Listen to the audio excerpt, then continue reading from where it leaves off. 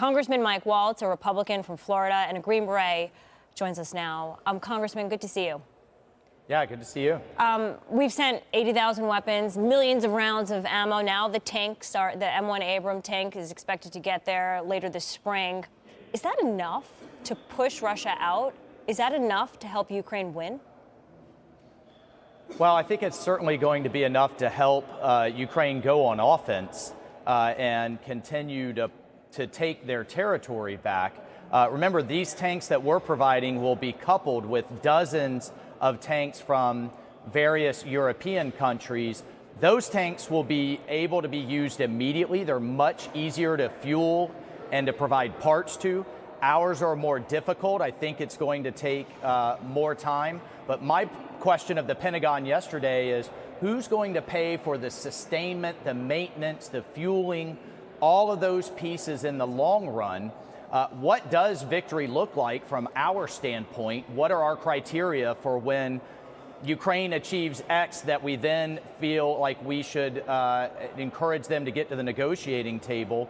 And finally, still a lot of questions on the oversight of the aid. I believe that's getting better, but also on the burden sharing. Europe has got to step up. I still believe this is the right thing to do because it's pay now or later if Putin is successful.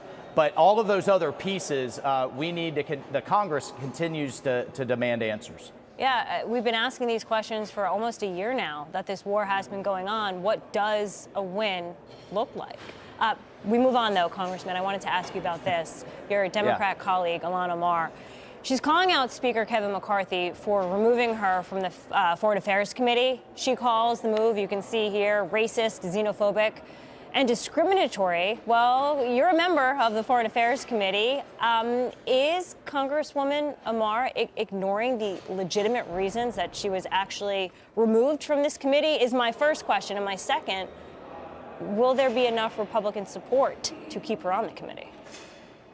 Well, look, I'll remind everyone when she made her anti-Semitic remarks, all about the Benjamins and comparing the U.S. and Israel to the Taliban and Hamas, she was denounced by members of her own party. And then, Debbie Wasserman Schultz of Florida, Jerry Nadler of Judiciary in New Jersey, said that they were being xenophobic and these were Islamophobic tropes. So at the end of the day, Israel is our greatest ally in the Middle East. It's a democracy.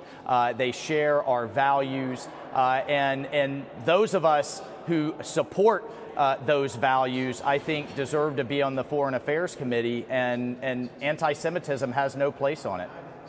Adam Schiff took to TikTok to complain about being removed from the House Intelligence Committee. Watch here.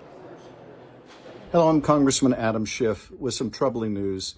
Today, Kevin McCarthy removed me from the House Intelligence Committee, all for doing my job, for holding Trump accountable and standing up to the extreme MAGA Republicans. This is not the end of my fight for our democracy. This is just the beginning. Was TikTok the right platform for that, Congressman?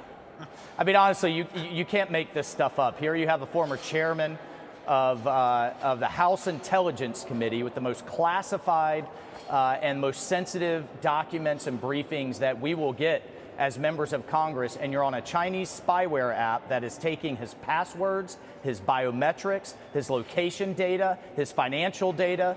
I mean, honestly, it's just ridiculous. But the intelligence community is special because journalists can't back up what we're saying. The American people don't have transparency on what we're putting out there. And Schiff repeatedly lied in that post. And leaked. And at the end of the day, that is the speaker's choice, not the conference or anybody else. So it's completely within Kevin McCarthy's purview and right to say 200 other Democrats can do this job just as well, many of them who actually have military or national security backgrounds.